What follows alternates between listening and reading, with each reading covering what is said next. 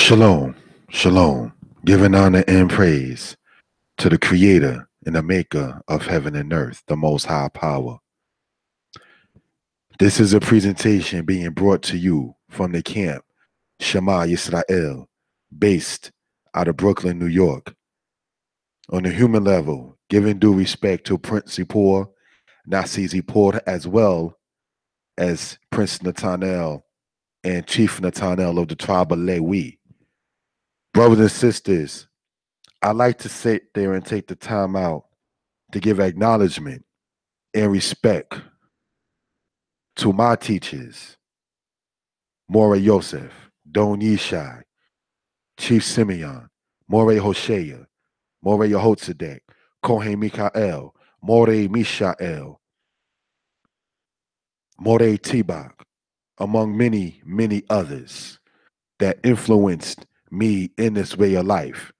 Giving due respect to the female teachers that I had growing up, some of them who have passed away. A woman many may not know by the name of Imo Yisrael in Brooklyn, as well as Ima Naami, as well as Guerrero Kimdiel, Guerrero Shalomi, Guerrero Raisa, among many others who influenced, supported, and encouraged. I say to the Most High, may the spirit of Imam Matina that came from way back in the day, may she rest in peace. One of the things, and speaking about Imam Matina, who was a very close friend to my mother, may my mother rest in peace, is I remember teaching in Kalutse, which was a camp in the Bronx. And I remember after teaching one Shabbat, and she was saying that what you should do, speaking her to me, what she said was you should do is go and try to dig in deeper into what the portion is saying. Dig and see as much as you can get up out of it. Thus, now you see these presentations going week to week, hour to hour, 2 books last year, 1 book this year, blessed be the Most High. So when it says honor your father and your mother, of course, that's talking about biologically, but also if you honor your elders, not adding to the word of the Lord, it says that it may go well with you. So these are things we want to point out for edification purposes. All right. Now, in the camp Hashaba Yisrael, I was a member there, even though I was a child, from the age of 12 until the age of 15. When I say Hashaba, I'm talking about a place that was located in New York. And I remember, may he rest in peace now, Cohen Levy, he called me up to read the 8th proverb, which is something that they read in Hashaba. And the order that was in Hashaba was phenomenal. You know, when I went there, I was impressed, even as a child. You know, they had the elder Don Yatniel doing the reading, the person, be it Kohen Malkiel, may he rest in peace, or Kohen Pinkas at the time was known as a Don Pinkas, or Kohen Mikael or Kohen Levy, doing the teaching of the portion. And one of the things that Hashaba that stood out to me is that when there was a question and answer period, they used to sit there and have the female sometimes ask a question, and then sometimes the female answering the question. You know, that was something that stood out to me. Not saying that other places didn't have it, but I'm telling you, brothers and sisters and elders included, what stood out to me in my mind. Now, I remember being a child. I remember being a child in Kosher. Now, I was there from when I was the age of 2 to the age of 10. All right. And one of the things, brothers and sisters, that stood out to me, even at that particular tender age, is when I read. Now, those who may know how Benny Adap used to do or Kosherit used to do, or Hashaba used to do. They used to go from Genesis to Deuteronomy, then back to Genesis to Deuteronomy, then back from Genesis to Deuteronomy, and so forth. You know, I remember reading about the Ark of the Covenant in the book of Exodus, and Mora Yosef used to have this book go around called the Tabernacle, and he used to show pictures, no Caucasian looking images, by the way, in which the people used to sit there and be dressed up as the Kohen Hagadol or the Kohen Hakwatan, or the high priest or the priest of the lower order. All right. And how that particular aspect used to sit there and look. All right. And I remember asking him after reading about the Ark of the Covenant being stolen. All right. When I was a child. I remember asking him about that. And that's a teaching in the book of Samuel that Koshieri didn't really teach hard on. So obviously he knew that I was already studying beyond what was just taught on Shabbat. See, you're not going to be able to teach these kind of things if you just stay only under the moray and then don't take the guidelines that a moray will give and then advance from there. All right. So that's something we want to point out for edification purposes. All right. So I remember him looking at me like eye to eye.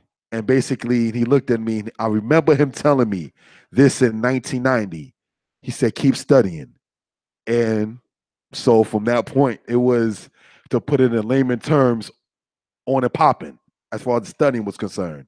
So, that was the situation as far as it goes in that particular regard. Now, thankful to the Most High. I remember when Kohen Mikael's book, Israelites and Jews, A Significant Difference, dropped in 1997. And of course, when my mother, may she rest in peace, bought the book, I had it signed off to me. But it's a book that after reading Babylon and Timbuktu when I was 15 in 1995, it kind of sat there and made me think that, hold on, I can write a book too. So those are certain things that actually was an encouragement, and having already written 3 books giving thanks to the Most High. It was actually on a human level, the brother Nasi Yashuvel, all right, that actually was the one who actually was saying to me, go to createspace.com, get an account with them, get your books out and so forth. I was like, yeah, okay, I'll do it. Nah, Yeshaya, go ahead and do it, brother. I was like, okay, yeah. No, brother, stop fronting. Stop playing games. Go ahead and do it. So boom, then next thing you know, book drops. So this is something we want to go into in that particular regard. All right? So what this particular teaching here is based on, it says, the matter of Deuteronomy 28, verse 68, the extended version, part 3. Now, last night, we did part 1 and part 2. Today, we'll do part 3 and part 4. All right? So we can gain an understanding of what we're talking about. It says important Babylonians and Persians. Now, this becomes important, all right, because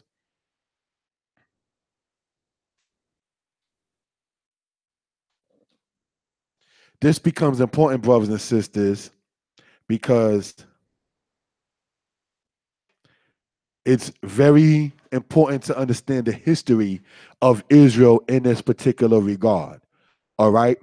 Nebuchadnezzar was a king that ruled in Babylon during Babylonians, Chaldean, that is also to say the 11th dynasty of Babylon. Then after him, you had a guy named Amir Marduk. Then you had a guy named Nergilisar. Then you had Labashi Marduk. Then you had Nabonidus. All right. So we just want to point that out. Now, of course, Nabonidus is his Greek transliteration of his Babylonian name. But these are things we just want to point out for edification purposes. Now, on the other side, it says of the Persians. Cyrus, Cambyses. Now, Cyrus is the king that you read of in the book of Ezra, as well as in the book of Daniel. All right. Cambyses, Darius the first, Xerxes the first, Artaxerxes the first, Xerxes the second, Darius the second, and Artaxerxes the second.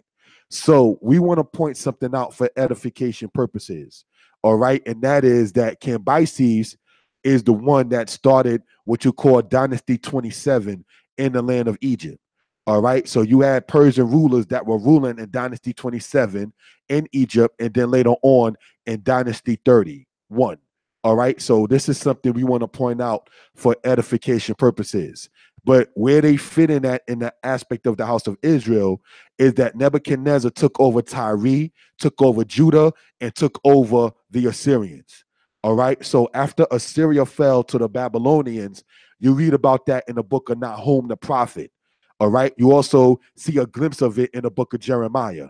All right. So these are things you just want to point out for edification purposes. So Nebuchadnezzar, Babylonian kingdom, came to power from 606 to 538.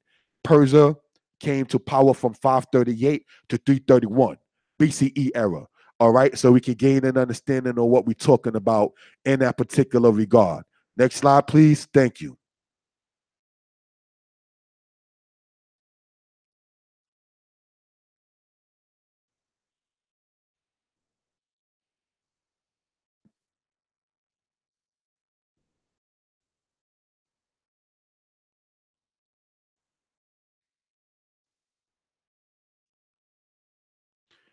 Had a little glitch right there, but we moving along. It says important Greeks. Now, when I say important, I'm talking about in regards to the house of Israel. There is what? There's Alexander. Then after him, you have Ptolemy the first to Ptolemy the seventh. They were in Egypt. They were discussed in the book I wrote. The book I'm talking about is a book called Egypt Talk and Writing, which you can get on Amazon. All right. And then it says in 198 BCE, the place where the Israelites were was taken over by the Seleucids. They were defeated by the Ptolemies. Now, that particular war is called the Panian Battle, in which you had to where the Seleucids defeated the Ptolemies. All right, Ptolemy the fifth lost to Antiochus the third. So these are things you just want to point out for edification purposes. Now, when you go in the book of Daniel chapter 11, when it speaks about the kings of the north and the king of the south, that is talking about the wars between the Ptolemies and the Seleucids. All right, so we can gain an understanding of what we're speaking in that regard. Then on the right hand side, it says, as the Apocrypha mentioned, Antiochus was a prisoner of the Romans. All right, Antiochus the fourth is who the Israelites in the battle of Bet Zur defeated in 165 BCE. Now, the battle of Bet Zur, which the Israelites won, is where you get the aspect of what we call Hanukkah or Chanukah today. All right, so these are things we want to speak on as far as edification purposes is concerned. All right, so let's go on to the next slide. Thank you. It says Greek Empire and the Seleucids. All right, so we can gain an understanding of what we're talking about. What you're looking at on the left-hand side in the green there and then the yellow within it, the yellow part there, is, as stated, speaking on the left-hand side, is the era in which the Greeks ruled. All right, as far as it goes in that particular regard. Now, the part that you see on the right-hand side, in which the yellow part is there, all right, in the like kind of darkened picture with the blue looking water on the right-hand side, that was the era where the Seleucids was at. So these are things we just want to point out for edification purposes. We're going to explain how this ties into Deuteronomy 28, verse 68, because we want to sit there and show the evidence from our standpoint on what it's talking about in that particular regard. All right, we did it more so linguistically last night. Today, we're going to do so with maps and other aspects. All right, so next slide, please. Thank you. So it says what scholars say. On the left-hand side, we read the following. It was with the foundation of the Ptolemaic dynasty that its numbers began to increase rapidly to make Egypt one of the major centers of the diaspora and the Hellenistic and Roman world. So what we're talking about, that comes from a book written by Smallwood, all right, entitled when a book that's entitled Jews Under Roman Rule. That's the name of the book that I got that from. So now the Ptolemy people started from Ptolemy first or Ptolemy Soter, the Ptolemy second, Philadelphia's Ptolemy the third, and so forth. All of those different ones that people speak of in regards with history, they were the people that was ruling in Egypt as the successors of Alexander. All right, so the Ptolemies had Egypt. Also, they had where the Israelites was at until the year 198. Then you had the aspect of the Seleucids ruling where Israel was at, and then you had the Ptolemies ruling only where Egypt was at. All right, so this is something we want to point out for edification purposes. Then it goes on to say on the right-hand side, Ptolemy the first overran Palestine 4 times between 320 and 301 BCE during the wars of the Dioshi, and took home a large haul of Jewish prisoners, which we understand as Israelites, some to be employed on garrison duties and some to become slaves of his soldiers. So these are things we want to point out for edification purposes as far as it goes there with the Ptolemy the first aspect. It says that he took people over into where Egypt was at. So we want that to be noted for edification purposes. And brothers and sisters, that was done by bringing them across, as we'll show it later on, by sea and by land. All right, so we can gain some understanding of what we're talking about. Next slide, please. So we can gain some understanding of what we're talking about. It says from Egypt and Africa to Israel and Africa. And what does it say on the left-hand side? Where it says the Great Sea, then you have what's called the Sinai Peninsula there, where you see where it says Edom, right? It shows a map of the people with the arrows right under where the Mediterranean Sea is at on the land that's called the Sinai Peninsula, where the people traveled back and forth. So they wouldn't need a ship to go from Canaan or Israel or Palestine to Egypt or so forth. So we want that to be pointed out for edification purposes. Yes, there were people called the sea peoples that went back and forth by trade and sea and so forth, from Libya to Egypt, from Syria to Egypt, and so forth. But we want to be noted for edification purposes that in many cases people traveled by land to go across that. All right. So what you're looking at here on the aspect of the right-hand side, it says conquest of Ascalon by Nebuchadnezzar. All right. On the right-hand side where it says the Nile River, that just goes show you where the Egyptians themselves actually tried to go during the era when Josiah was king of Judah, to go across the land through the Sinai to go and help the Assyrians against the Babylonians. That is when you read about Necho or the kings of dynasty 26 of Egypt. All right, so these are things we just want to point out for edification purposes. The point in this map right here is to show emphatically that the Israelites, as well as others, traveled from Egypt to Canaan, from Canaan to Egypt, from Egypt to Israel, from Israel to Egypt, as well as from Palestine to Egypt, from Egypt to Palestine by land. All right, so you see it going one way on the right-hand side going into Egypt, then you see it on the right side of the map going from Egypt or by land. So when they try to say, oh, well, it would have been easier for them to take them by ship. No, it wasn't. So these are things we want to point out for edification purposes. Next slide, please. Thank you. It says, reading from the book, The Jews Under Roman Rule by Smallwood on page 120. This is concerning a breakdown of the dispersion of the Israelites. Similar notes are noted in the book I wrote, shown to the right. Now, when you look, brothers and sisters, at the book on the right, Deuteronomy 28, 15 to 68, The Condition of the Blacks by Yeshaya Israel, which is myself. All right, this particular book right here is available on Amazon. Now, I want to state that today's date, brothers and sisters, is the 26th of November. What I'm doing as a promotion for the book is, instead of selling it regularly at $20, I'm selling it for $15. All right.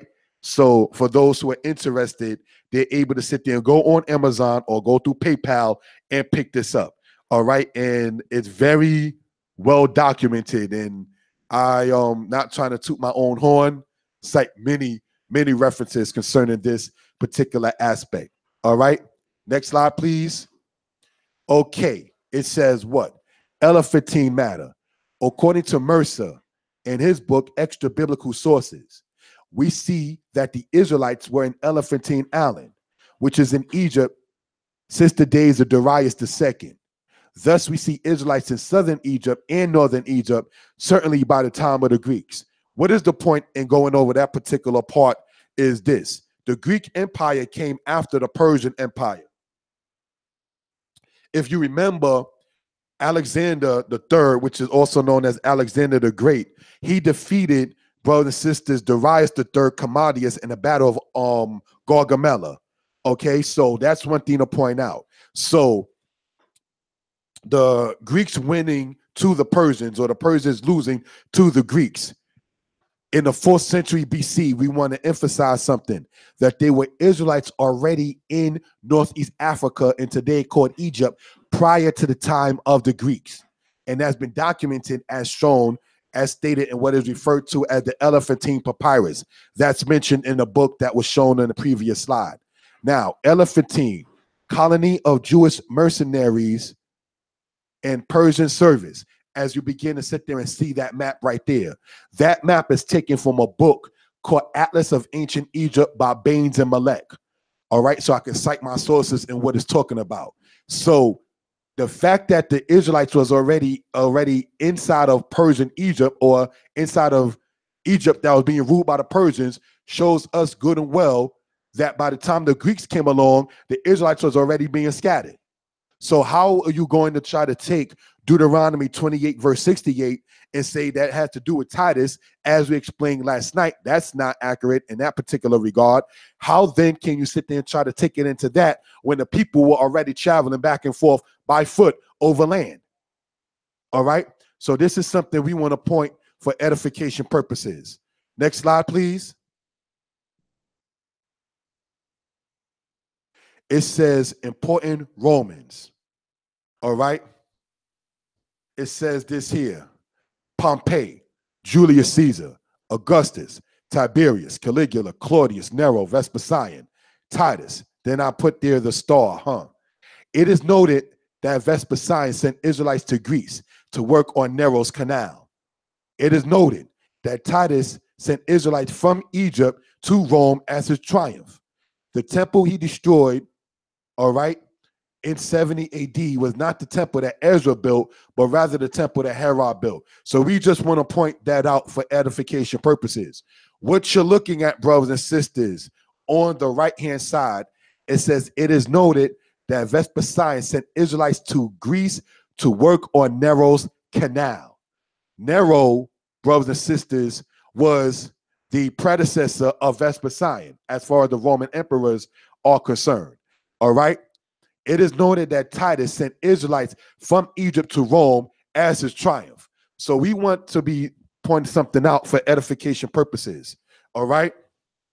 We want to point this out for edification purposes, brothers and sisters, that when we're dealing with this particular aspect and this particular subject, right, we want to get the history, the dates, the names, the maps, the geography, the references, and so forth in a timeline. And this is part of what we're attempting to do in that. So when I went earlier and showed what is referred to as important Babylonians, important Persians, important Greeks, and important Romans, it means those who of them that was important to the house of Israel. Now, we want to go in the scripture, brothers and sisters, all right? In the book of Genesis, chapter 12, verse 3. All right? And it says this. Genesis chapter 12 and verse 3. And it said the following, so we can gain an understanding of what we're talking about. It says this. And I will make them, and I will bless them that bless thee, and curse him that, and him that curse thee will I curse. And in thee shall all the families of the earth be blessed. Let's read that again. Genesis chapter 12, verse 3. And I will bless them that bless thee, and him that curseth thee will I curse. And in thee shall all the families of the earth be blessed.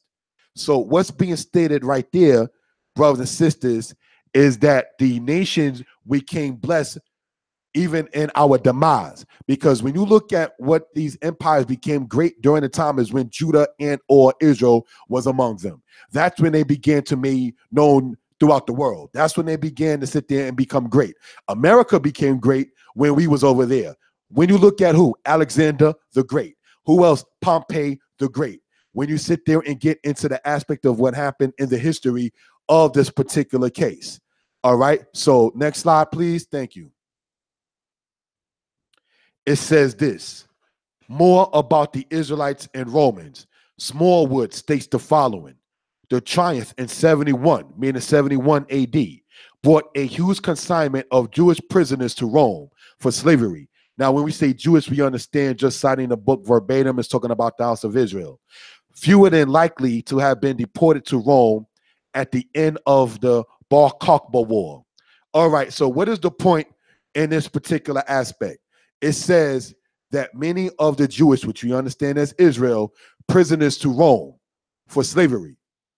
So you can't say, and there was actually Titus of Rome that did that. So the point I want to keep emphasizing, not to be redundant, is you can't keep on saying that 70 AD and what happened with Titus in the temple in Jerusalem is the completion of Deuteronomy 28, because you're citing the same sources, such as Josephus and others, that's showing that the Israelites was taken to Rome by the same person, Titus.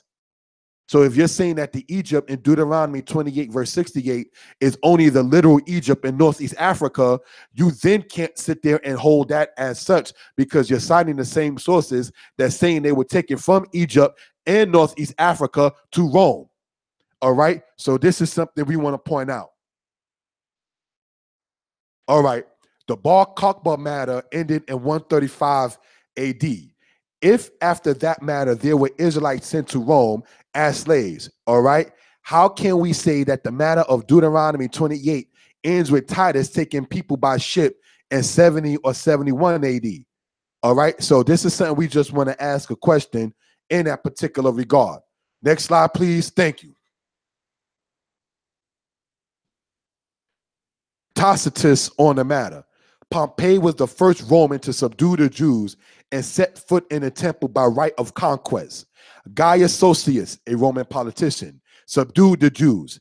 Anthony gave the kingdom to Herod. So when we say Anthony, we're speaking about Mark Antony that eventually wound up losing to Augustus, aka Octavian, in the Battle of Actium. All right, so this is something we want to point out for edification purposes. Next part says this. The emperor, speaking of Claudius, therefore made Judea a province to be governed by Roman knights and freedmen, one being Felix. Nero sent out Vespasian, who in turn left Titus to continue the siege of Jerusalem. So these are things we just want to point out for edification purposes, brothers and sisters. All right, next slide, please. Thank you.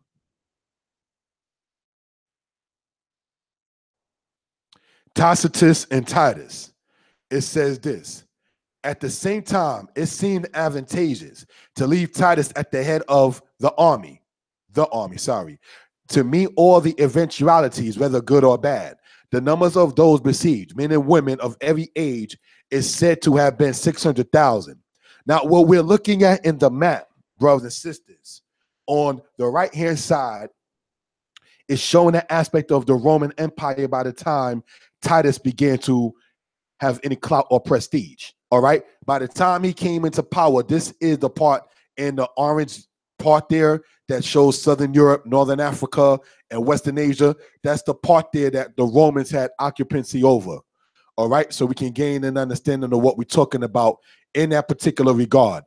The parts that you see in Europe, in so many cases, are part of those 10 horns that came up during the time that you read of in Daniel chapter 7, verse 7 and 8.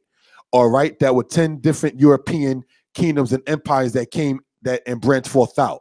Now, the part that you see there by the Mediterranean Sea, and then you look in going east, where it says Judah, that is where the Israelites was at during the time of the Roman Empire. We want to emphasize on the Israelites during the time of the Roman Empire because that's very important. There, unfortunately, are some Israelites teaching that the Tanakh should normally end at Jeremiah, and anything after that, such as the Medo-Persian, the Greek, the Roman era, was actually Edom portraying themselves as Israel. but actually such is not the case, because history will show you that Edom was called Idumea, all right? And then a particular aspect later on, when we get into it, the Israelites was called the Perigene, as we went over in a particular thing called the Romans and the Israelites Part 2, which was done last week online on this channel. This is a presentation being brought to you from the congregation Shema Yisrael. Next slide, please. Thank you. It says the matter of Vespasian in Judah. One thing to note is that the Israelites were in their land after the era of Titus.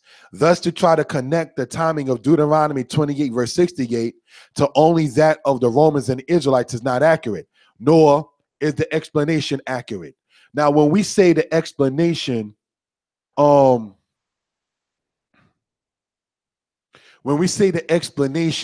what we're talking about is saying that when 70 AD happened, that is what it's talking about. And Titus took them in ships, and then everything was supposed to just end with the house of Israel and so forth and so on. But such is not the case.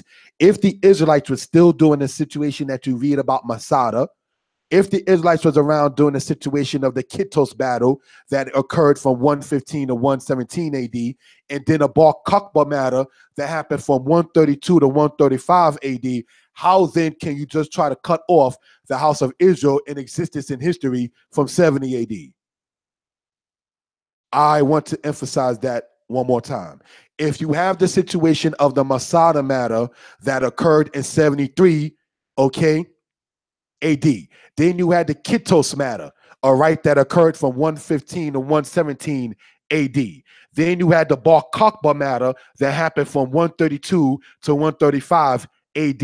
How, brothers and sisters and elders, can anybody try to just say Titus in 70 AD and leave it at that? Brothers and sisters, you can't do that in the history of the house of Israel. But you can if you're a Christian apologist who want to fit in another God and get rid of the house of Israel. So these are things that we just want to point out for evidence purposes. What you're looking at, brothers and sisters, on the right-hand side, it says Capta Iudia, or that is to say the captivity of Judah, all right, where the Roman guard or the Roman emperor, what have you, is on the left-hand side of the coin, and a weeping captive is on the other aspect. They memorialize capturing Judah. They did not memorialize capturing Edom, unless I stand to be corrected. So the people that was taken captive during the time from Pompey, during the time prior to that with Ptolemy, during the time prior to that, that was under the hegemony of Artaxerxes and so forth in the book of Esther, were actual Israelites. I emphasize that in history because some people try to cut off the history of the Tanakh, believe it or not, and 586 BCE. All right, and then say books like the later prophets, if you will, such as Daniel, Nahum, Habakkuk, Zephaniah, was supposedly just stuffed in there by some scribes. That is a teaching that has been promulgated, but such is not the case. Another point to make is that the history of Israel did not end, brothers and sisters, in 70 AD. Okay, this is something we want to point out for edification purposes. Next slide, please. Thank you. All right, it says Sisera and the Israelites. We are told that from Jerusalem, Titus gathered the people together and marched them from Jerusalem to the Mediterranean Sea, due to it being easier to travel by ship than over the desert. So let's look at this. The map over here, if we know good and well, Jerusalem is inland. Now, Charlotte, North Carolina, I want to use this as a point, is inland. So now when the storms happen that attacked the eastern coast of the United States back in last year or so, it didn't really hit Charlotte, North Carolina, because Charlotte is inland. You got to go west when you're going from the coast of North Carolina to get to Charlotte, a good ways. So now, if you're going east, brothers and sisters, from where the Mediterranean Sea is at, you eventually will get to where Jerusalem is. Jerusalem, when you go in the scriptures, was actually not in the land of Judah. Ding dong, it was actually in the land of Benjamin. That's something most Israelites are surprised to hear about, that the land of Jerusalem was not in the land of Judah, but was in the land of Benjamin. Even though there may have been more people of Judah inside of Jerusalem. Geographically, Jerusalem belonged to the tribe of Benjamin. All right. So this is something we want to point out for reference purposes. A lot of people may not know that. Go in the book of Joshua, and when you see the land being divided up, Jerusalem was in the land of Benjamin. All right. So now getting back into this particular regard right here. The map that you see there where it says Judea and Jerusalem is inland. They want us to believe that they took the people all the way from there going west to the sea and then dumped them in ships and then was transported over. We went over the matter of Munter that many people like to cite last night in this particular teaching. Next slide, please. Goes on to say this. The distances matter. We noted that Titus went from Caesarea to other lands like to Jerusalem. That distance is 70 miles. And from Caesarea Philippi to Jerusalem is 105 miles. The distance from Jerusalem to the Mediterranean Sea is 33 miles. Titus, it appears, according to many, is painted as a nice but a cruel person. He had a heart not to want to use the land route, but rather the sea route. This, however, is the same person who is noted to feeding people to beasts. So when they try to sit there and say, brothers and sisters, that Titus of Rome would not sit there and have the people taking over the land, he would just sit there and use the sea. But he himself traveled, brothers and sisters, 70 miles from one place to the next and 105 miles from one place to the next. So we just want that to be noted for edification purposes. All right. So he had no problem going over land. All right. So next slide, please. Thank you.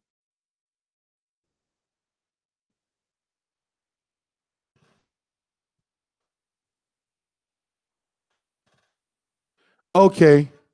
Thus ends that particular PowerPoint in that regard. Brothers and sisters, giving honor and praise to the Creator and Maker of heaven and earth. We're going to conclude in several minutes with part 4 of this. All right. So just want that to be noted for edification purposes. All right.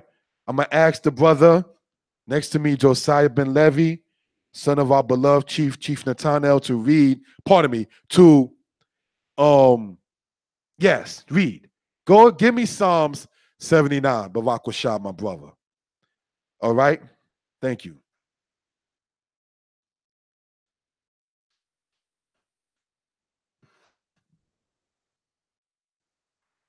Cain. We are reading in the scriptures Psalm 79. Read on. O God, the heathen are coming to thine inheritance. They have defiled thy holy temple. They have made Jerusalem into heaps. It says what? Oh Yah, the heathen are come into thine inheritance. What was the inheritance that the Most High spoke of besides being the children of Israel? It says that Israel is the lot of his inheritance in the book of Jeremiah. All right. And then it says, they have defiled thy holy temple.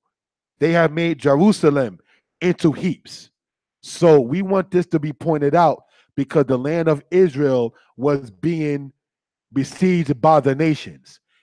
Keep your hand there, brother, and give me Ezekiel chapter 6, verse 6, so we can gain an understanding of what we're talking about. Thank you.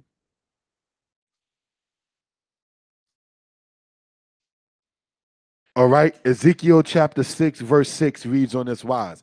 Hallelujah. Hallelujah.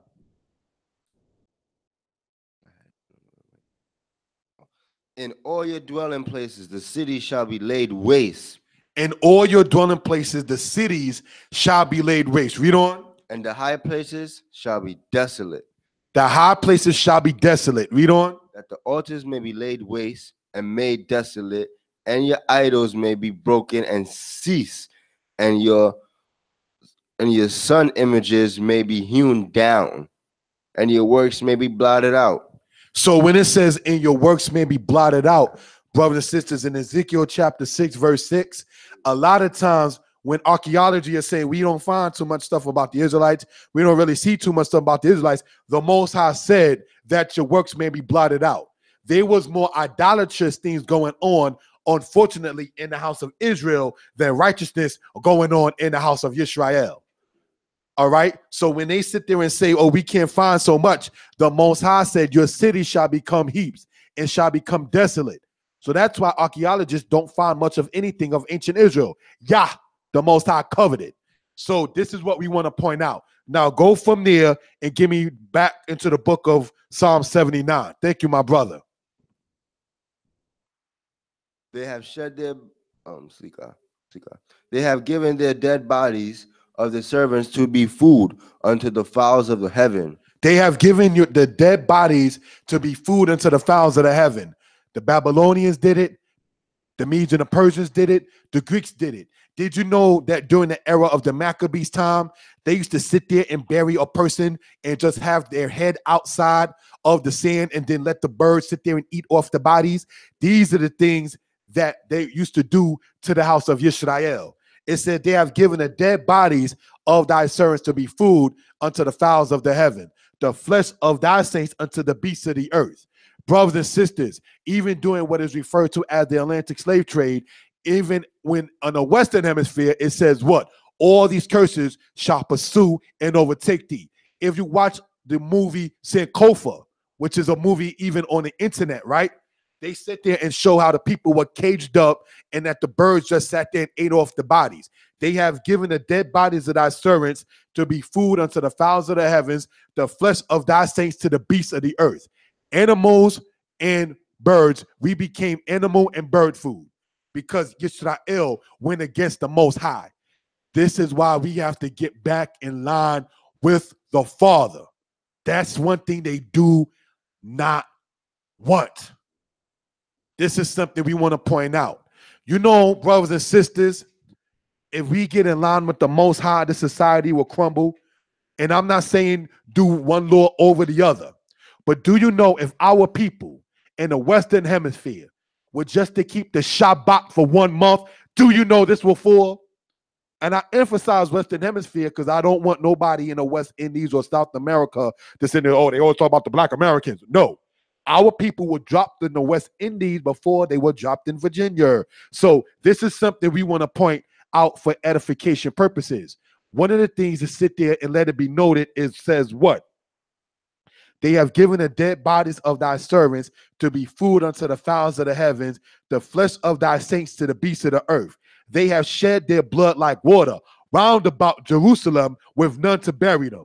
So, brothers and sisters, just as it happened in Jerusalem, so did it happen outside of Jerusalem to the same people. Leviticus chapter 26 says that when you are gathered in your enemy's land, that the Most High will send a sword against the house of Israel.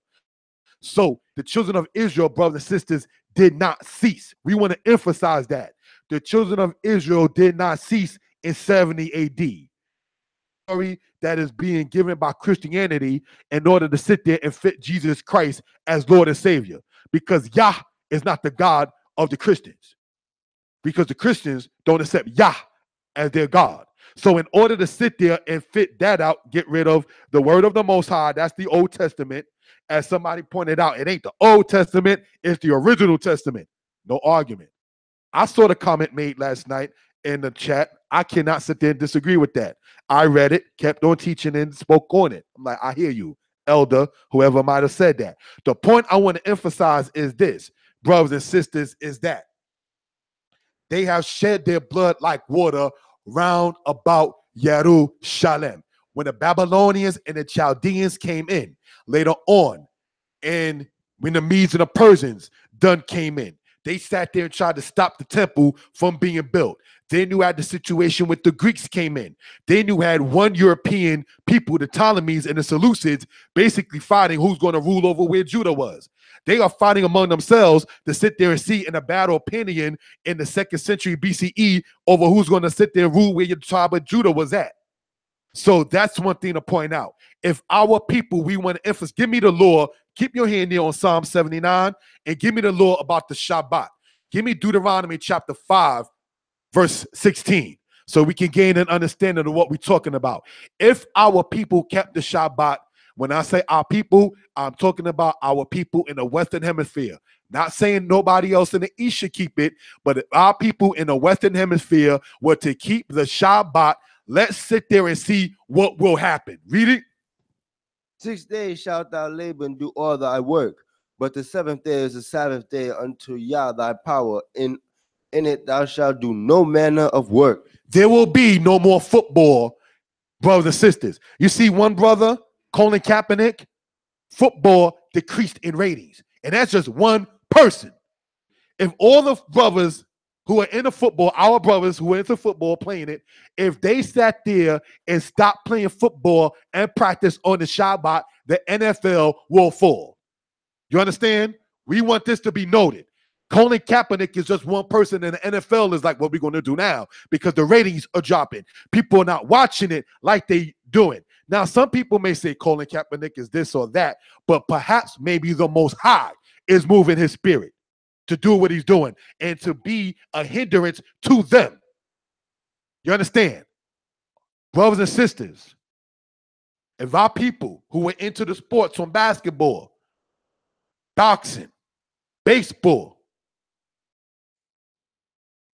because many of our brothers and sisters in PR and DR are our brothers and sisters too. And so-called Hispanics can play some baseball like so-called Morenos, or black men could play some basketball. If our people stop doing that and playing those particular types of things in that professional realm and the college practices and taking your son out on Saturday afternoon to sit there and do that, do you know that this society will fall? Sports makes this society run. That is their economic stance. If black men, our people in the Western Hemisphere, the true house of Israel, I want to emphasize this, not to be redundant, but if they were to sit there and say, we're not going to sit there and play these games on the Shabbat, it will fall. If our people would not sit there and run the Macy's, or what was back in the 1980s, the famous store wasn't Macy's for the black people, it was a store called Alexander's. If you're born after 1995, you never seen it. But that store was very popular. You understand? This is something we want to point out. All right? So, if our people did not go to the VIM sales throughout the length and breadth of New York City, if our people was not sitting up there going to the rancid crash dancehall parties in the island of Jamaica, the Carnival in Trinidad, as well as in Brazil on the Shabbat, those societies will fall. Brothers and sisters, I'm going to ask the brother to sit there and read the book of Hosea, chapter 4, verse 8, so we can gain an understanding this particular aspect. You see, brothers and sisters, they sit there and hope that we don't come together. And we not only want to talk about the sports thing because they hope on our demise. If we were to have marriages before babies, this society will fall. Do you know, I can speak for New York, because I live in New York and know a little bit more about New York than the other states. Every dollar that goes into child support, over 50 cents the New York State takes for themselves. Do you realize if we had more marriages and less child support through the government system, that's another thing that they can't sit there and survive on? This is something we want to point out for edification purposes. Single mothers is an economic stance for the United States of America. You understand? Taking a black man to child support is an economic stance in the United States of America. Having people put up inside of the incarceration places in the United States is an economic stance in the United States of America. If our people return back to the laws, the statutes, and the commandments of the Father, just for 1 month, and I'm not saying only for a month, but if we were to, as a people, give it a shot, give it a try for 1 month, this society will fall. Nobody's going to the movies on Friday night. Nobody's checking out the matinee Saturday morning. Nobody is sitting up there going to the barbecues and going through Pathmark and getting the charcoal for the grill for the barbecue Saturday afternoon in the summertime. You understand? These are the things that will cease. They're not going to sit there and buy a pack of Heinekens and a pack of Budweisers and so forth and so on, and getting the Newports and getting, we're going to go there, the trees in the backwoods and so forth and so on, to sit there and when the children are away, we're going to sit there and do what we do and so forth and so on. Once it comes down to that particular thing and that particular aspect, sitting up there supporting somebody else, it will fall. It will fall. Brothers and sisters, this is something we want to point out for edification purposes. Now, the brother Josiah, the son of Chief Nathanael of the tribe of Levi, he read the part. It says, observe the Sabbath day to keep it holy, for in 6 days Yah made the heavens and the earth. If our people were to keep the Shabbat just for 1 month, do you know the kind of discipline that the Shabbat it holds? Let's look at the sun going down now at 5 p.m., which means that you got to start cooking for Shabbat on so-called Thursday. It sets a discipline in. It says, no, you can't eat that because we got to eat that on the Shabbat because we can't cook on the Shabbat. All right? It sets a more disciplined tone. These are your Shabbat shoes. These are your Shabbat clothes. This is what you do on Shabbat and not the same thing as the other days. It sets an order. Brothers and sisters, do you know the hotels get packed on the Shabbat? You know what they're doing in the hotels, right? On Friday night? They're not playing poker. It is packed in those places with fornication. It is packed in those places with adultery. Because, see, the adulterous woman has the phone connected to Cheryl, who is really Charles or Chris, because her man don't love her.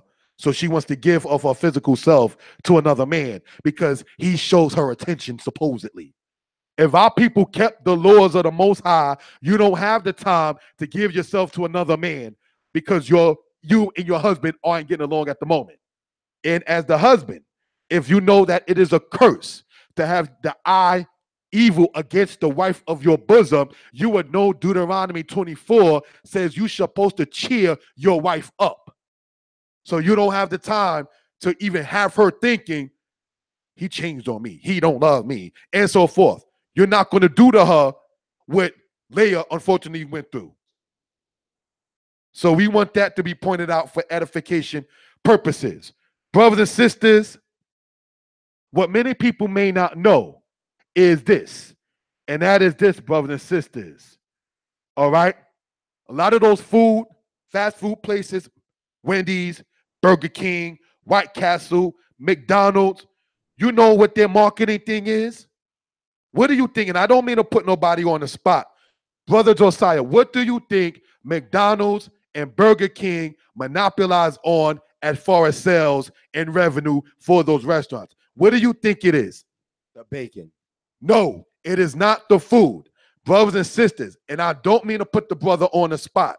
A lot of people think Burger King, McDonald's, Wendy's, these places that serve unclean food, which are packed on the Shabbat and Friday nights, which is still the Shabbat. All right? And they take their children there for the breakfast in the morning. I know because I have relatives that do it. You understand what I'm saying? And so forth and so on. Then you go to the movies, you know. Then after that, you go and visit the family later on because it's the first day out of school for the week. It's the first day off for work. If our people kept the Shabbat, all of that was shut down. All right? So this is not a bash on my immediate family. This is not a bash on anybody who may be listening who may not be convinced or understand that Torah is the way of life. But we just want this to be noted. We're not from another planet. We're not Nubians. We are the children of Israel. The land of Israel is our true home. We did not come from no other planet called Risk. We came from the land of Yisrael. So on earth, this planet, whether you say is round or flat, you understand? This is something we want to point out for edification purposes. The next thing we want to sit there, brothers and sisters, and point out is this, all right? McDonald's, Burger King, White Castle, Wendy's does not rely solely on food. They are real estate places. That's why one McDonald's can have a sale and another McDonald's doesn't have it.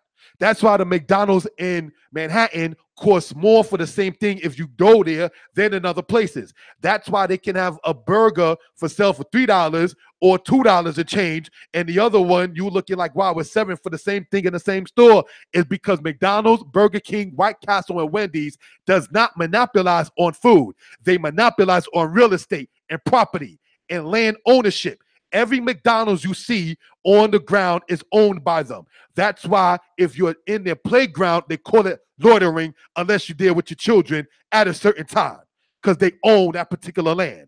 They deal in real estate, not burgers.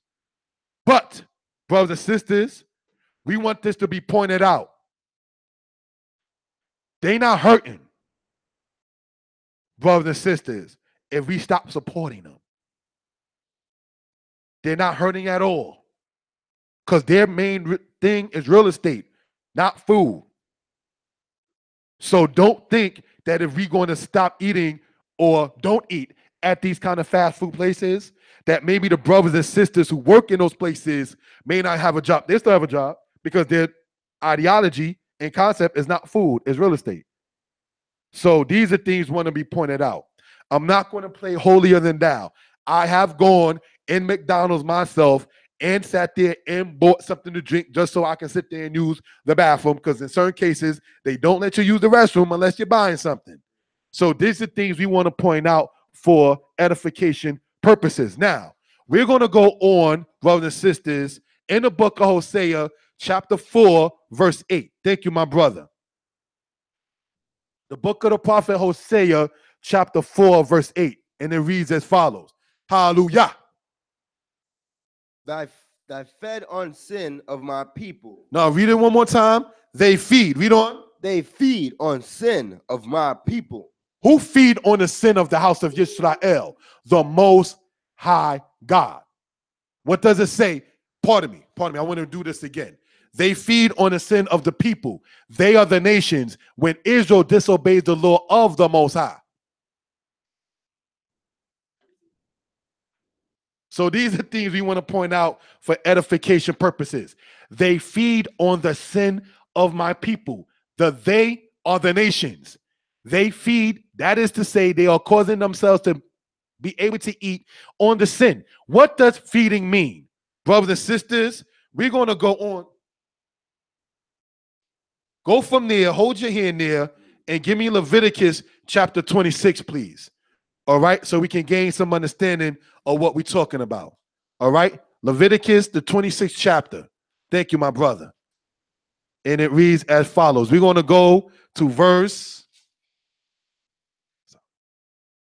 We're going to go to verse.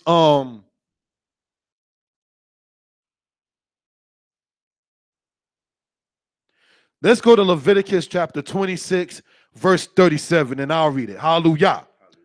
And they shall stumble one upon another, as it were before the sword, when none pursueth. And ye shall have no power to stand before your enemies. Is that not the case when we ain't got no power to stand before our enemies?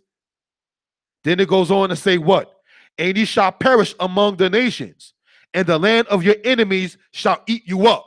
So, if it says that the land of our enemies shall eat us up, and then it says in the book of Hosea that they feed on the sin of my people. Our people doing wrong is how they're able to eat us up and to be fed themselves. This is what we want to point out for edification purposes, brothers and sisters.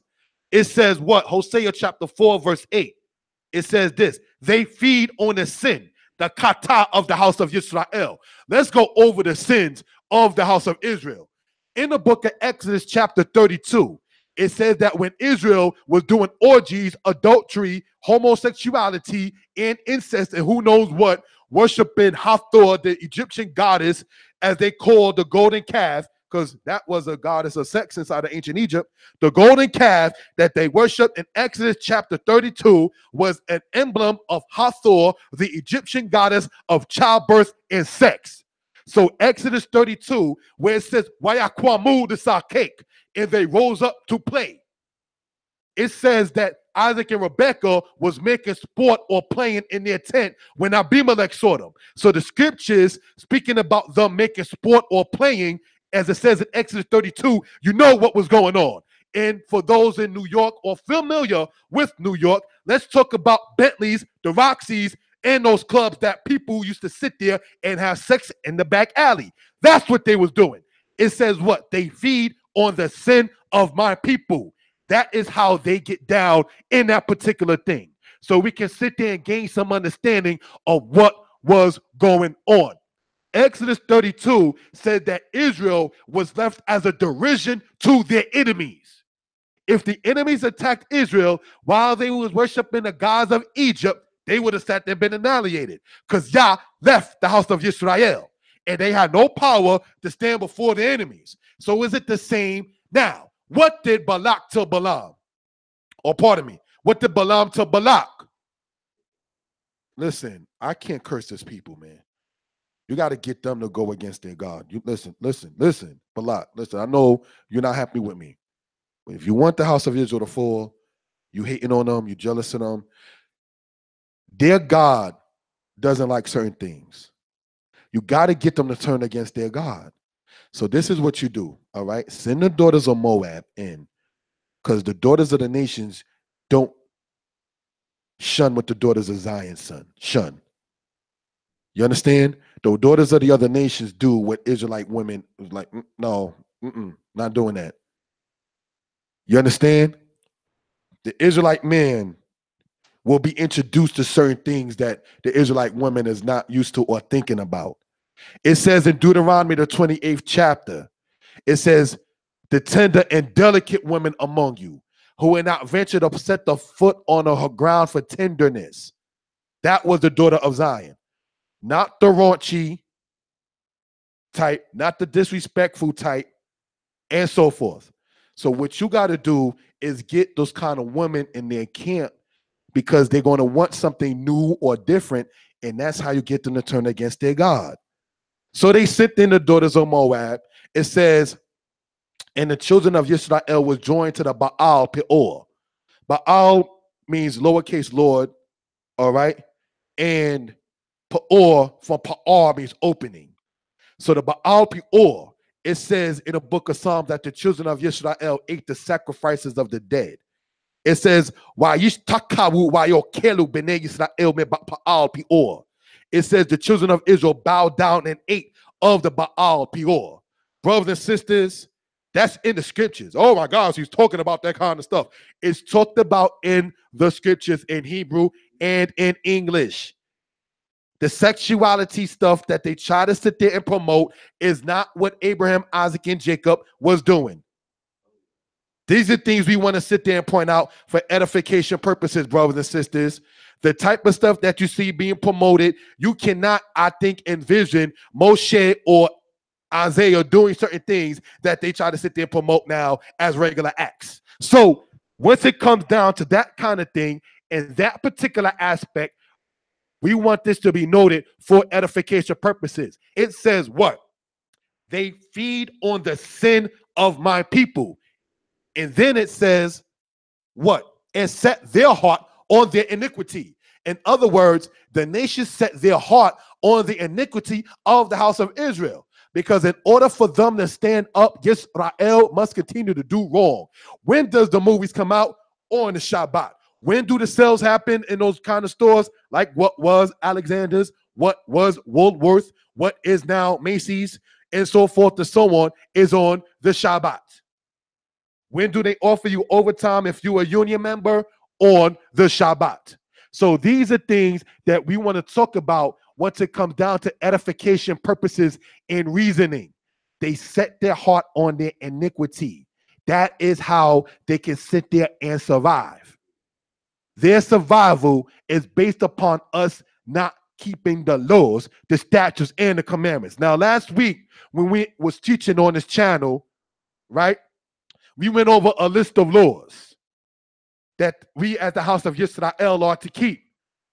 And as we went over emphatically, part of it is taking care of your children.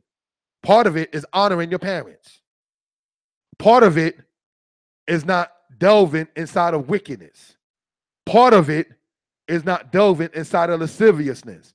Part of it is making sure that your diet is a certain way. Everybody knows that they sell certain things in the minority neighborhoods, as it's called, the minority areas, the rural areas, or the urban areas, should I say. You understand? Once it comes down to that, they sell certain things they don't sell in other places. They sell certain kind of sodas they do not sell in other kind of places. Those 50-cent sodas that they used to sell in New York, they don't sell that over in other parts. You cannot get that on 5th Avenue and 39th Street. You can get it on Nostrand and Forster in Brooklyn. So these are things just want to point out for edification purposes. They give us, as known, the garbage. It's not something that's far-fetched. I was in Massachusetts, not but so far from Boston, and we went shopping. And the sister I was courting with at the time, when we went out there, her and I were the only two people of color there. Everybody was white, and all the fruits were fresh looking. All of the vegetables were fresh looking. But then when you go back to White Plains Road in the Bronx, when you go back to Fulton Street in Brooklyn, not Fulton Street in Manhattan, but Fulton Street in Brooklyn, there's a difference. All right? It don't look the same way as it did over there outside the area in Massachusetts. Everybody knows we're giving the garbage. So it's not too far-fetched to even figure that part out. You understand?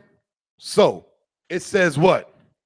They feed on the sin of my people and set their heart on their iniquity. They set their heart on you playing baseball on the Shabbat. They set their heart on you not giving her your heart, but just your first name, and impregnating her, and then running and hopping from town to city, hoping she don't find you now on Facebook. These are the types of things that they sit there and set their heart on. They hope and pray you do not take care of your children. They hope and pray that you have children out of wedlock as opposed to being married first. Oh, get that religious stuff away from me. And so that's what people told me. Well, don't you think marriage should be, before a pregnancy? Oh, that kind of stuff. But then you sit there and see the rise of the single womanhood, the rise of children with no fathers in the house, the rise of children saying, well, girls saying my father wasn't there, niggas ain't, whoop, watch your mouth, and so forth and so on. And then sons saying, well, nigga is what a nigga do. And so this is what they set their heart on. These are the kinds of things that we want to point out for edification purposes and reason. Now, give me back, brother, sister, pardon me, my brother. Oh, I'm so used to saying it. The book of Psalms 79 as we were reading. Thank you.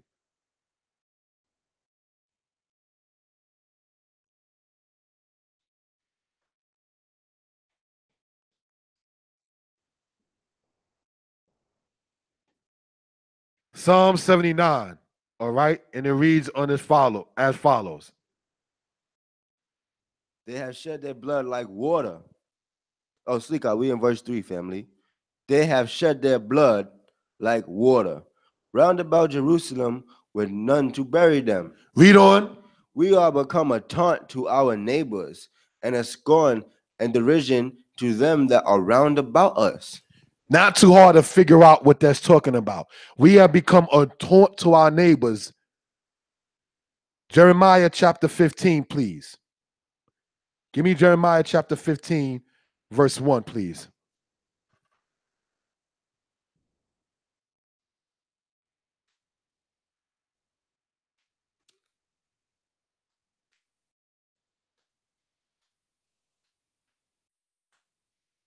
Hallelujah. Hallelujah. Then said Yah unto me, though Moses and Samuel stood before me, yet my mind could not be towards this people. Meaning that though the great prophets such as Moshe and Shemuel stood before the Most High, Yah saying that his mind could not be toward the house of Yisrael. His mind, meaning his heart. His heart was moved away from the house of Israel. Let's see what happens when the heart of the Most High moved from Israel. Read on. My mind could not be towards this people. Cast them down, cast them out of my sight. Let them go forth. Let them go forth. They want to go here and there, and Israel forgot her resting place. Read on. And it shall come to pass when they said unto thee, whither shall we go forth? Where are we going to go if the Most High is not with us? Read on. Then thou shalt tell them, thus saith Yah, such as are for death to death, Such as for the death to the death. Read on. such as for the sword to the sword, Such as for the sword to the sword, from one kingdom to the next kingdom, we became a taunt to our neighbors, a scorn and derision to them that are round about us. Nobody sat there and wanted to be a part of the house of Yisrael, dealing with the house of Yisrael. Read on. and such as are for famine to famine, and such as are from captivity to captivity. So there was aspects of death, sword, famine, and captivity. Read on. I will appoint over them 4 kinds, saith Yah. The sword to slay, the dogs to drag, and the fowls of the heaven to the beasts of the earth to devour and to destroy. Now, brothers and sisters, it says the dogs to drag. We went over this, speaking about it last week, but I want to talk about it again because it's something that stood out in my mind. If you even watch that movie Django that has Jamie Foxx and other people in it, you begin to sit there and see what the dogs was dragging the bodies. The flesh of thy servants to the beasts of the earth. You can't trace back, even if they want to talk about the Barbary slave trade. That was the Arabs and the white man. That had nothing to do with the black man. What we're talking about in this regard right here, in brothers and sisters, it says the Most High will appoint 4 kinds. The dogs to drag is one of them. Who was sick on besides our people? They show you that during the era, even with Martin Luther King, in that era in the 60s and the 50s, when children were being mauled and Martin Luther King being led over into his car. So this is something we want to point out. Now, I'm going to ask you to stop there and give me Jeremiah chapter 23, verse 25, so we can gain some understanding of what we're talking about in this particular regard. All right? Thank you, my brother. We are in the book of the prophet Jeremiah chapter 23, verse 25. Read on. Hallelujah. I have heard what the prophets have said. The Most High said he heard what the prophet said. Read on. That prophecy lies in my name. That prophesied lies in the name of God, in the name of the Most High. Read on. I have dreamed. I have dreamed. Read that again from the beginning so we can sink in. Thank you, my brother. I have heard what the prophets have said. The prophecy lies in my name, saying, I have dreamed. I have dreamed. Who was known in part for that? I have heard what the prophets have said, that prophesy lies in my name, saying, I have dreamed, calamity, calamity. I had a dream of black boys and white girls holding hands, and everybody's supposed to all come together and everything will be all right. Thank God Almighty, we're free at last. Ain't that what he said in 1963? He said he had a dream that black boys and white girls was holding hands. Where, as asked before, is the man for my sisters if the black boy and the white girls holding hands? Who is supposed to sit there and comfort the daughter of Zion? Go in the book of Isaiah 54, please. Give me Isaiah chapter 54 so we can gain an understanding of what we're talking about. Hold your hand there. Matter of fact, give me Isaiah chapter 1, verse 7. All right, Isaiah 1, verse 7. And remember the dream of the guy who sat there and said, what? Black boys and white girls holding hands. Because that means I got 3 sisters biologically that ain't got no man if his dream was to come to pass. 1 in their 40s and 2 in their 30s. And the average sister that's single today, with or without a career, saying, well, I'll just be an old maid and I'll just wind up being single. Let's see what Yehoah said. Give me Isaiah chapter 1, verse 7, so we can gain an understanding of what we're talking about. Right here. Thank you, brother. Hallelujah. The country is desolate. Your country is desolate. Read on. Your cities are burnt with fire. Your land, strangers devour it in your presence. Strangers devour it from Assyria to Babylon and others. Now the Europeans. Read on. And it is desolate as overthrown by floods. Now, let's see what Yah said about the sisters in this particular regard. Read on. And the daughters of Zion is left. The daughter of Zion is left, meaning abandoned. That's what happened in his dream. His dream would have the sisters left by themselves. It says what? Isaiah chapter 1, verse 8. And the daughter of Zion is left as a booth in a vineyard, as a lodge in a garden of cucumbers, as a besieged city. This is the book of Isaiah chapter 1, verse 8. Who is the besieged city but the sisters? Well, maybe I don't want to sit there and deal with brothers because I think somebody else from somebody else from somebody else can sit there and be nice for me.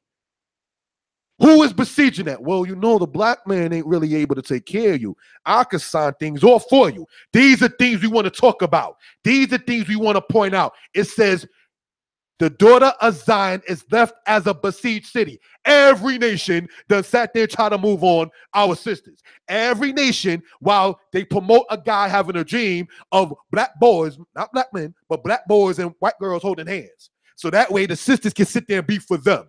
Cut off Yisrael from existence. They know what they are doing in that particular regard.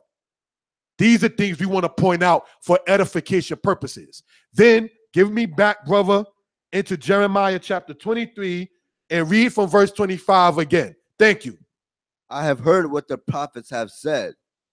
That prophecy lies in my name, saying, I have dreamed, I have dreamed.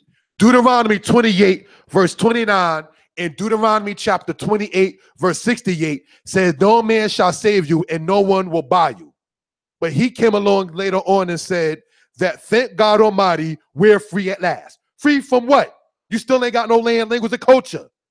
What is your land, language, and culture? Malcolm X, may he rest in peace, said a free people must have land. You ain't got no land, you're not free. Even if you want to put it in terms like parents and their children. Under my house, under my roof, you do what I say. When you get your own house, you do what you want. You got the freedom to do what you want in your own house. Well, we are in somebody else's land under the jurisdiction of somebody else. We cannot do as we want. On jobs, I'm independent. I got my job. Try to take your lunch anytime you want and see what happens. Get written up too many times and see what happens. It's been real, sir, ma'am. You're fired. Pink slip. See how free you are in that particular regard. It ain't freedom, brothers and sisters. I have my career and I'm established. But after you pay the taxes on the house, you got to pay the tax on the land. This is not our land. And I'm not saying don't try to be prosperous. I'm not saying be a bum. I'm not saying have a ghetto mentality, have a hood aspect of a mindset. What I am saying is we must remember our greatness must only come under Yah, and it will come as Yah told Moshe, let my son go that he may serve me. We got to get up out of this first mentally and then other aspects in order to have any kind of true liberation. This is what we want to point out for edification purposes. That's why even in the land of our exile, we give respect to our brothers like Rob Yazodi Don, Nasir Yashuvel, and what they're doing with the people in Georgia in the thing that they call a Goshen. Because that's kind of like your own. You know, it's independence, if you will. It's like your own community, even in exile. So it's not that it can't be done, but we must know that there is something even greater than that for the house of Israel. That doesn't mean you don't support your people. So you understand what I'm saying? So these are things we want to sit there and point out for edification purposes. Now, brothers and sisters, I'm going to ask the brother to go to Jeremiah chapter 23, verse 29. Read on. Thank you. Hallelujah. Hallelujah. Is not my word like as fire, saith Yah? Read on. And like a hammer that breaketh a rock in pieces? Read on. Tom Sheik. Therefore, behold, I am against the prophet, saying that Yah, that still my words, even one from his neighbor. It says what? The Mosai said that he is against the prophets that steal his words, Yah's words, from his neighbor. Well, what do you think will sit there and sound good to the people? Well, they're truly the people of the Old Testament. If you sit there and make something along with it, it sounds pretty cool. All right, read on. Right. Saith, behold, I am against you, the prophet saith Yah, that use the tongues to say, He's saved. God told me to sit there and tell you, pastor, deacon in the church, you done lied to the people, so forth and so on. Creflo Dollar, you did not get a message to sit there and tell the people for them to buy your jet. There are the bloodsuckers of the poor, to put it in layman terms. Read on. I'm against them that prophesy lying dreams, saith Yah, and do them, and cause my people to err by lies and by their wantonness. Yet I set them not, nor commanded them, neither can they profit this people at all, saith Yah. So the Most High said in Jeremiah 23, what? That he is against the prophets that steal his words, everyone from his neighbor, and that sit there and say what? What does it say? Behold, I am against them that prophesy lying dreams and cause my people, the house of Israel, to err by their lies and by their wantonness. Their wantonness meaning they wanted what they used to do. Well, you give them something and keep hope alive. What about keeping righteousness alive? Jesse Jackson used to sit there and bang and be against abortion. Take that sign down. No, abortion is money.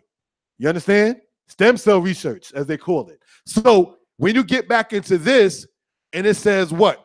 I am against them that prophesy lying dreams and cause my people, the house of Israel, to err by their lies and by their wantedness. And they cannot profit this people at all.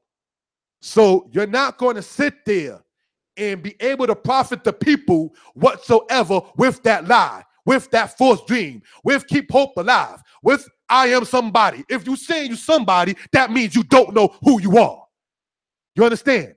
Im ata omer ata mishehu en kayodea she ata. If you're saying I'm somebody, that means you don't know who you are and who you belong to. The land, language, culture, history, as Moray Yosef used to say, we're speaking English, but are you an Englishman? No. So these are things we want to point out for edification purposes, brothers and sisters.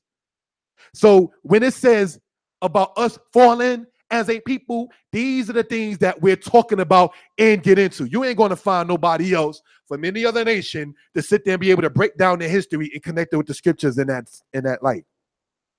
You know the Tanakh, so-called Old Testament, brothers and sisters, does not contain the word religion. The Tanakh does not contain the word religion. From Genesis 1:1 to 2 Chronicles 36, you do not see the word religion in what is referred to as the Old Testament. So these are things we want to point out for edification purposes. Somebody typed in regards to who Israel was, saying Hitler knew. The article that circulated concerning Hitler saying that the real Jews were black and so forth, brothers and sisters, we wanted to point out two things. Not that he didn't know, because the world knows. But one of the things we want to point out for edification, reasoning, and purpose is Hitler's mother was treated disrespectfully by Jewish people. So he had definitely a vendetta against them. For those who are familiar with what they recall the Treaty of Versailles back in 1919, it made Germany sit there and become very, very impoverished and bad. All right. They basically just sat there and raped Germany in what they call the Treaty of Versailles, which was all the way back from 1919. All right. And that was to make Germany supposedly be the one to have to pay back for what happened in World War I. You understand? Hitler came along later on and said, you know what? I can't get you economically, so I'm going to get you physically. And that's what happened with that. These are things we want to point out for edification purposes. Brothers and sisters, if you're talking about the problems of your people, and then you offer what no solution is, that's a problem. Whether you're talking about Assyria, Babylon, Media, Persia, Greece, Rome, Ishmael, and so forth, Israel's portion is a return back to the Most High. We read several scriptures to confirm, as it says, They set their heart on their iniquity. They hope we do not do the right thing. From making families to not being married. And I emphasize that because that is a plague among our people. The black woman is the most unmarried woman in the world. These are things we want to point out for edification purposes.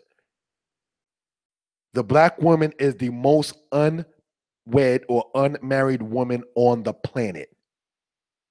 No other woman is as unwed as sisters are. No woman has as mount as children out of wedlock as sisters have. I'm not snapping on sisters because it says emphatically, brothers and sisters, in the book of Isaiah, it says what? The daughter of Zion is left as a besieged city. We read that earlier. Isaiah chapter 54 is when it speaks about the bereaved widow.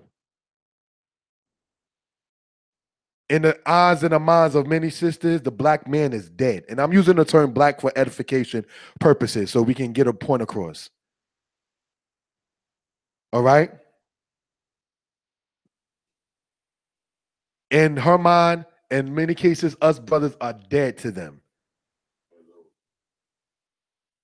They see, in many cases, only used for particular times and reasons.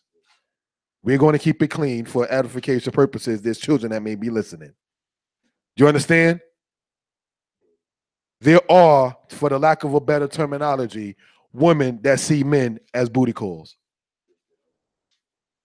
That's one thing we want to sit there and emphasize on.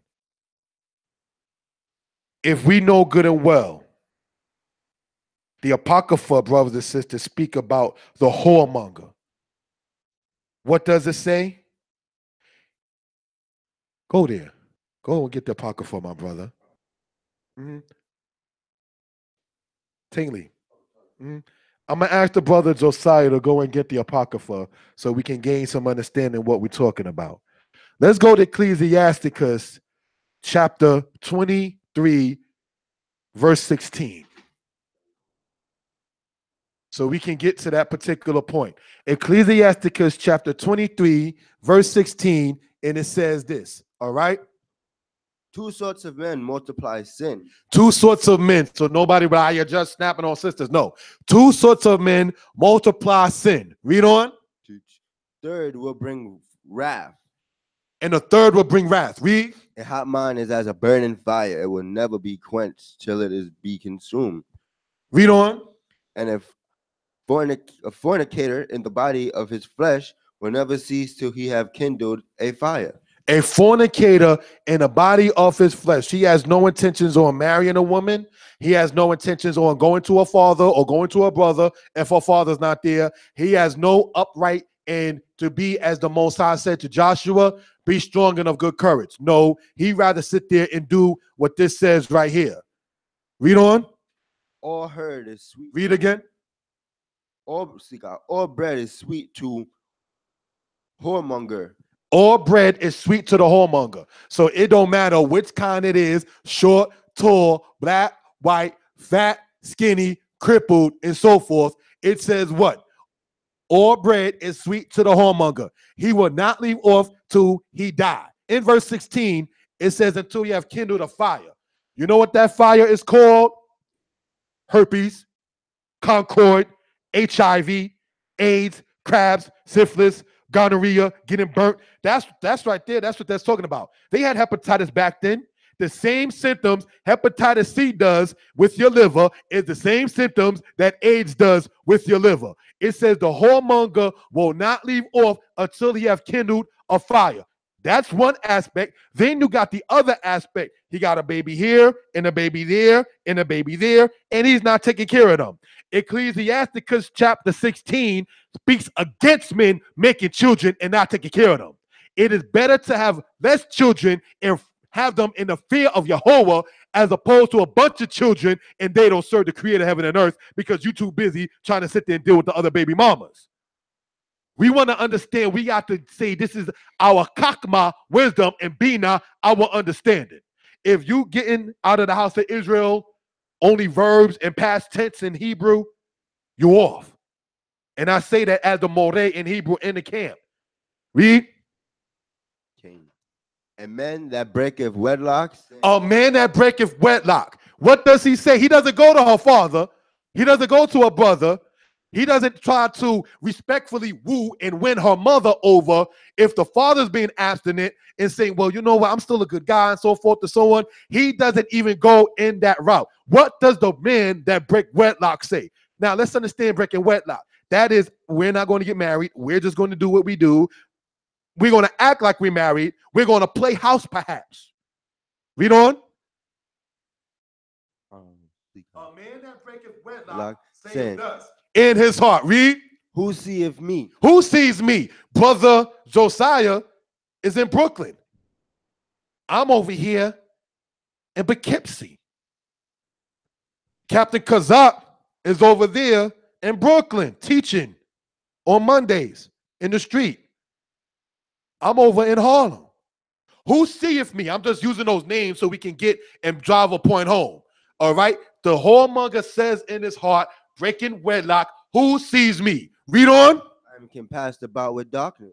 I'm compassed with darkness. You know we all black when the light go by. I ain't got to see you. You ain't got to see me. And there are couples, if you want to call them that have done that. They have gone from room to room. You turn the light off here. I don't want to see you, girl, because I don't respect you. We just do what we do. We turn the light off here. I don't need to see you. You stay that way. Okay? Brothers and sisters, there was a chant coming out of Florida saying heads down, butts up. That's the way we do sex. I'm not going to use the profanity. All right? We just want that to be noted for edification purposes. It says what?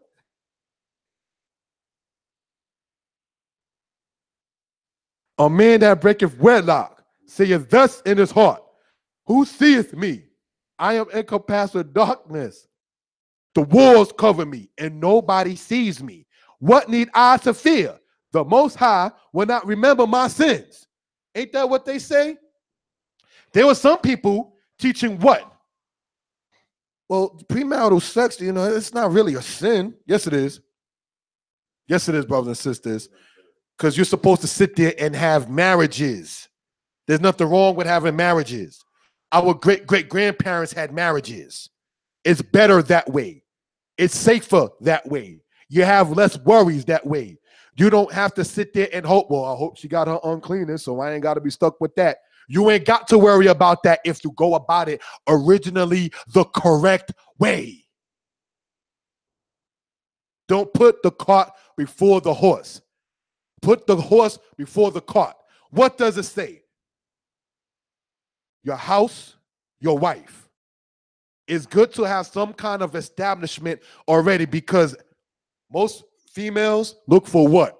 A sense of security. Most males look for what? A sense of warmth. These are things we want to point out for edification purposes. All right? What does it say going on in this particular regard? The walls cover me and nobody sees me because such and such is way over yonder. Ain't nobody paying attention to me. I'm doing me. I'm good. Right? It says this. The Most High will not remember my sin. Such a man feareth only the eyes of men and knoweth not that the eyes of Jehovah are 10,000 times brighter than the sun, beholding all the ways of men and considering the most secret parts. So these are things we want to point out for edification purposes. I want to read another part in the Apocrypha, Ecclesiasticus chapter 7, if we will. Part 25. Ecclesiasticus chapter 7, verse 25. All right? It says this in verse 25. Read, brother. Marry thy daughter. Marry your daughter. In other words, cause her to be married. All right? So shalt thou have performed a weighty matter. No, read on in verse 25. Oh, marry thy daughter. Meaning cause her to be married. Marry your daughter. That's what that's talking about. Cause the wedding to be. Read on. So shalt thou have performed a weighty matter. Read on. But give her to a man of understanding. What does it say? Give her to a man of understanding. You don't give your daughter to a man who has no understanding of the Most High. You don't give your daughter in marriage to a person that she simply just likes. So these are things we want to point out for edification purposes, brothers and sisters. All right, so we can gain an understanding of what that is talking about. Now, there is a portion in the Apocrypha that says emphatically, the woman, if she maintains her man, is full of strife and contention. Because when it says maintains her man, it's talking about her in layman terms having to carry her man. A man is supposed to be able to be have the substance for him and her, and she is his helpmate. Not she is the one who is carrying him, and he does absolutely nothing. Do you know, brothers and sisters, that nasa in Hebrew means to marry and carry? The word for married woman in Hebrew is nasuya. I want to type that in. All right. Nasuya is the Hebrew word meaning married woman. The same word means carried woman. It tells you in Deuteronomy 24 what? That you're supposed to cheer your wife up. It never in Torah endorses the idea of slapping your wife. It says in Deuteronomy, if y'all have a disagreement and cannot get along, you understand? And there's an uncleanness found therein, within her, you give her a bill of divorcement. You don't slap her up. That's not the solution. These are things we want to point out for edification purposes. All right? Why do I go in and back and forth about the marriage thing? Is because too many families in Israel have not done it correctly. A lot of sisters frown on brothers speaking about polygyny. Now there's polygyny, which means the practice of a man having more than one wife. Then there's polygamy, where is anybody having more than just one spouse. Then there's polyandry, which is a woman having more than one husband. That's not Israel's way. All right, so we want that to be noted for edification purposes. In the culture of Israel, the females were supposed to have been the ones who were tended to and taken care of, because it says the tender and delicate women among you who would not venture to set her foot on the ground for tenderness. All right? So these are things we want to point out for edification purposes. All right? So another thing, brothers and sisters, in concluding out this particular matter, remembering that it says that the woman, if she maintains her husband, is full of strife and contention and vexation. If you know of couples where the man didn't want to do nothing for 3 years, that's a problem. For 7 years, that's a problem. That's not a good situation. There are situations like that. America will tell you, don't worry about marriage, just get your career and be like that. And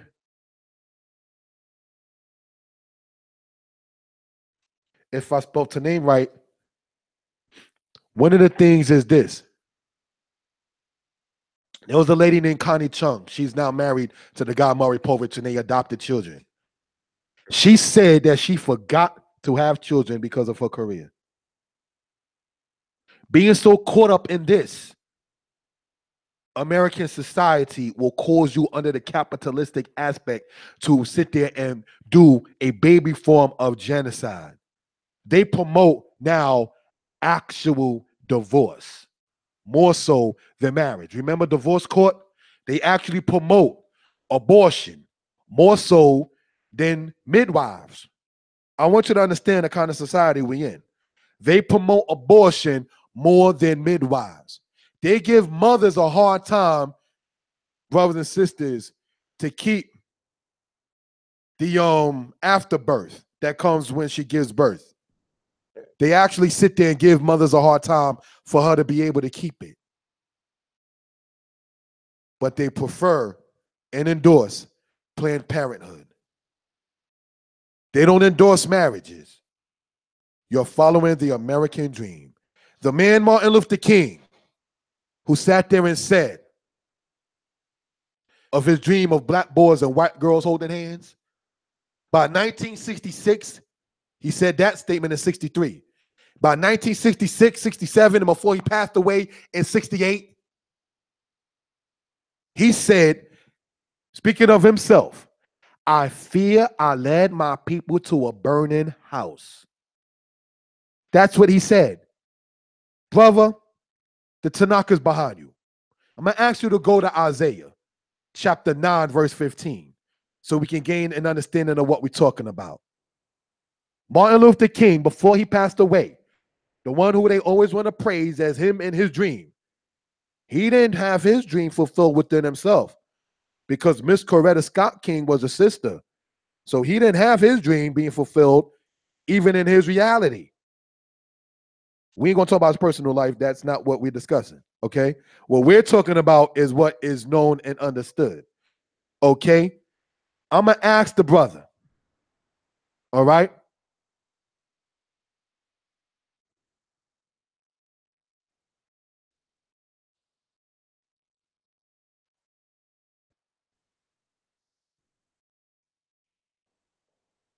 I'm going to ask the brother to go to the book of Isaiah, Babak Shah, chapter 1.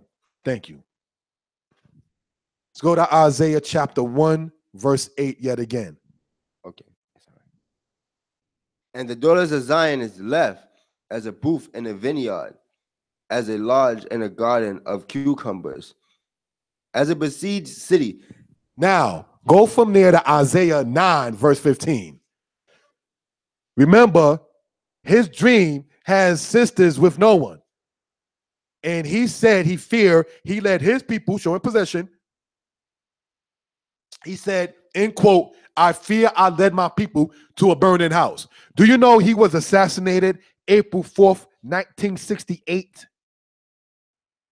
Do you know the night before he was assassinated, in his last speech, do you know who he was talking about? His people. But I want to get deep into that particular regard because his last speech, which is noted by some by saying, I may not make it there with you, but you will get to the promised land. Do you realize that he mentioned the Levites? I want to emphasize that. Martin Luther King, in his dream, said one thing of black boys and white girls holding hands. Then before his last speech, in which he said, speaking of himself, I fear I led my people to a burning house. He said the night before he got assassinated, it was April 3rd, 1968 in Memphis, Tennessee. He said, I may not make it there with you. He knew he was probably going to get assassinated. And he spoke about going to the promised land. And he spoke of the tribe of Levi. I'm not making this up. You can listen to his speech. He spoke of the tribe of Levi. He knew who he was talking to and what he was talking about. All right, so let's go on in this particular regard. Isaiah chapter 9, verse 15 says what? For they have led this people, caused them to error. For they that lead this people caused them to err. Read on. And they that are led of them are destroyed. And they that are led of them are destroyed.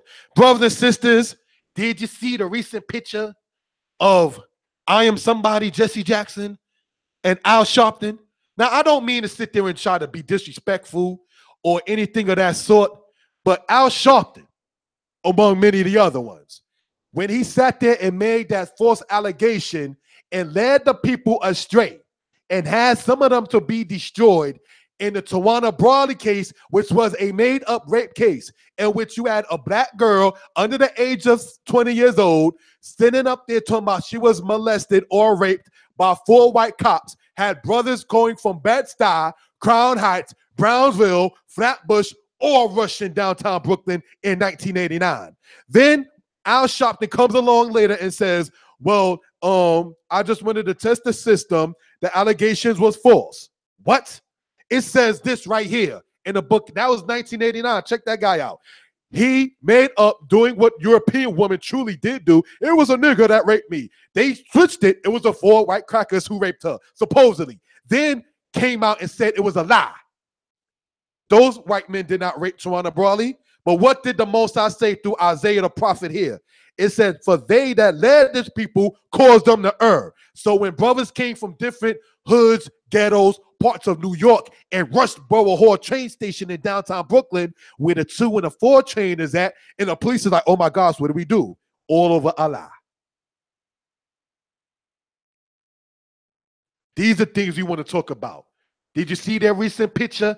They look disturbed and distraught. When I go on next time, I'm going to put that picture inside the next PowerPoint we're going to do today so we can sit there and show what we're talking about. Giving honor and praise to Yah, creator and maker of heaven and earth. Hallelujah. Hallelujah. Most High, rock of all salvation through every generation.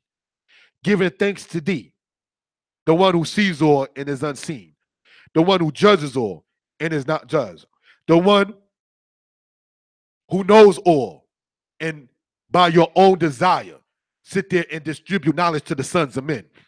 We ask thee at this time, O Yah, to be with those who know you, those who know you not, those who are seeking for you, and those who understand something but don't know which way to go. Clear their path, O Yah. Clear the blindness from their eyes, O Yah. Clear the sleepiness in their slumber from their understanding, O Holy One of Yisrael, and cause them to be able to discern the truth from the falsehood and the uprightness from the ways of derision. King of all that there is, unite the families of the house of Yisrael, even in marriage, even in substance, even in maintenance, even in prosperity, even in respect, O great God and King. We ask thee for all these things, for it is from you that came all the good and that which is not good. O Yah, King of all that there is, rock of all salvations through every generation. We ask for all this in the name of Yah, your name, Yehovah Zebaot, Melech HaOlam, Ha'el HaShalit, Ha'el HaRo'eh HaKol, Wa'ha'el Asher Lo Yera'eh, Ha'el Asher Yishpot, Wa'ha'el Asher Lo Yishapet, Atahu, En Kimoka, B'Shamayim O Ba'aret, Atahu, We'en Shaweh Laka, B'Shamayim O Ba'aret, Ata El Hamamashi, Tekaye Bakayenu Yehovah Eloheinu, Wagam Kain Alna Titain Lanu Mot. Amen.